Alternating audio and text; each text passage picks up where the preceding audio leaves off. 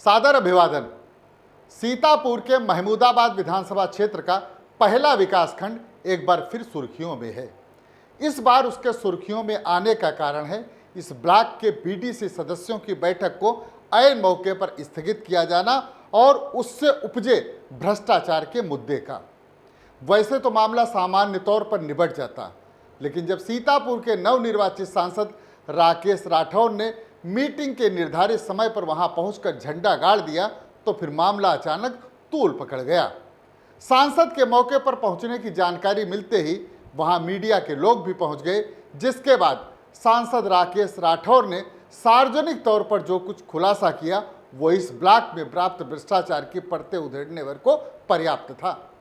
सांसद ने अपने बयान में इस ब्लॉक में बरसों तैनात रहे जेई सुंदरलाल वर्मा के भ्रष्टाचार और उसके जरिए अर्जित की गई अकूत संपत्ति पर तो निशाना साधा ही उन सियासतदानों को भी बेनकाब करने की कोशिश की जो ऐसे भ्रष्टाचारियों को संरक्षण देकर विकास कार्यों की धनराशि का बंदर बांट करने में अग्रणी भूमिका निभाते हैं।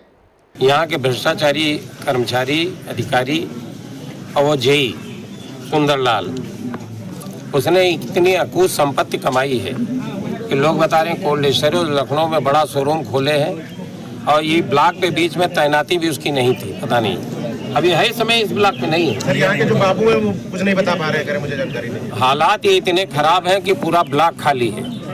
उन्होंने तो यहाँ तक कह डाला कि सत्ता पक्ष के जिम्मेदार लोग जो अब दर्शक दीर्घा में भी नहीं है वह भी यहाँ के भ्रष्टाचार के कमीशन पर नजर गड़ाए हुए हैं। क्या करूं, बड़े वाले मांग रहे हैं, बड़े वाले जो अभी तक हिस्सा ले रहे थे जो अब आउट हो गए मैदान से, बाहर भी नहीं है, दर्शक दीर्घा में भी नहीं है, वो भी हिस्सा मांग रहे हैं। तो वो तो अब क्या कहा जाए, लूट का घर बनाए हैं लोग ना। आपको बताते चलें कि सीतापुर के ब्लॉकों में ग्रामीण अभियंत्रण सेवा यानी RES के जेई तैनात है। कहने को तो इन्हीं के जरिए विकास की गंगा बहाई जाती है, लेकिन वास्तविकता में कुछ और ही है। ब्लॉकों में यही वो कड़ी है जिसके जरिए गंगा मैली होकर प्रदूषित जल का प्रवाह तीव्र गति से आगे बढ़ाती है। सीतापुर में इनका एक बड़ा नेटवर्क काम करता है।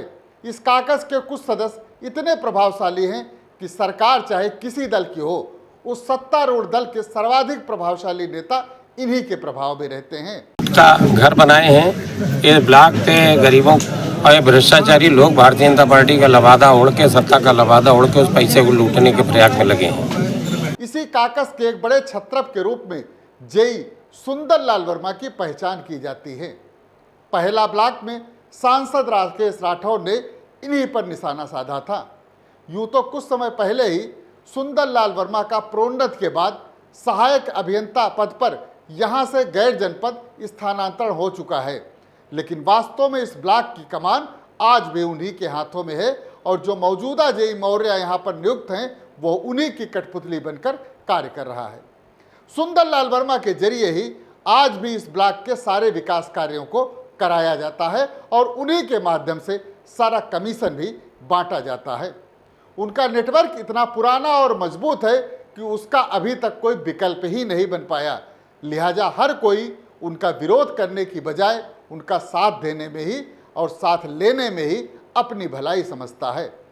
सांसद राकेश राठौर ने पूर्व जेई सुंदरलाल वर्मा को जिस तरीके से निशाने पर लिया है वह कोई अनायास ही नहीं है।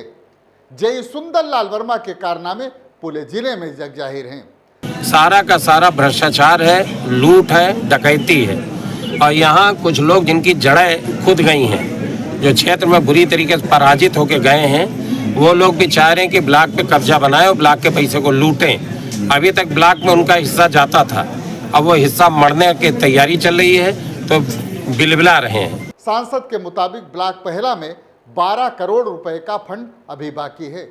इसी फंड पर सबकी निगाह गड़ी हुई है। विकास का पैसा, ग्रामीणों को विकास का पैसा है जो बताया जा रहा है लगभग 12 करोड़ है। पूरी तरीके से इनकी गिद्ध की तरह नजर है उस 12 करोड़ रुपए के ऊपर।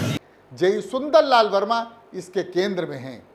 अब हम आपको थोड़ा और पीछे लेकर चलते हैं। पिछले पंचायत चुनाव में जिन चंद ब्लॉकों में सत्तारूढ़ भारतीय जनता पार्टी के अलावा विपक्ष के लोग प्रमुख पद का चुनाव जीते थे, उसमें यह पहला ब्लॉक भी शामिल था। उस वक्त से ही यह ब्लॉक भाजपा के निशाने पर आ गया था। लिहाजा जैसे ही अविश्वास प्रस्ताव लाने की मियाद पूरी हुई, सत्ता पक्ष से संरक्षित लोग अविश्वास प्रस्ताव ले आए, लेकिन संयोग से उसी समय सरकार ने उसकी समय सीमा में बदलाव कर दिया, जिसके बाद ब्लॉक प्रमुख ने हाई कोर्ट की शरण ली और वहां से अविश्वास के परिणाम पर रोक लग गई। जानकार बताते हैं कि ब्लॉक प्रमुख के सत्ता पक्ष से जुड़ा न होने के कारण ही यहाँ के विकास कार्यों पर खर्च होने वाली धनराशि में जानबूझकर अड़ंगेबाजी की जा रही है, ताकि इस भारी भरकम धनराशि का मनमाने ढंग से बंदर बांट किया जा सके। आपको यह भी बताते चलें कि लोकसभा का चुनाव जीतने के बाद ही नवनिर्वाचित सांसद राकेश राठौर ने ब्लॉकों के भ्रष्टाचार पर जमकर निशाना साधा था। तो आज आया हूँ ब्लॉक के ऊपर, देख रहा हूँ, और जो मीटिंग निरस्त हुई पूरी तरीके से असंवैधानिक है, क्योंकि जो आदमी बैठक बुलाता है वही बैठक को निरस्त भी कर सकता है, और बैठक बुलाने वाले ने बैठक को निरस्त नहीं की, बल्कि किसी दूसरे कर्मचारी के द्वारा बैठक को निरस्त किया गया है। और फिर निरस्त किया गया तो उसके साथ कारण के साथ वो इतना आवश्यक इस समय क्यों निरस्त की गई कि रात 9 बजे बैठक निरस्त किया गया, 11:30 बजे, और जिसकी कोई सूचना नहीं किसी को। हम तो अपनी बैठक के अनुसार आए हैं। ये सब कुछ अनायास ही नहीं था। उन्होंने बहुत सोच समझकर ही गांवों में होने वाले विकास कार्यों में धांधली के खेल पर से पर्दा हटाने का ऐलान किया था, जिसकी परिणति अब दिखाई देने लगी है।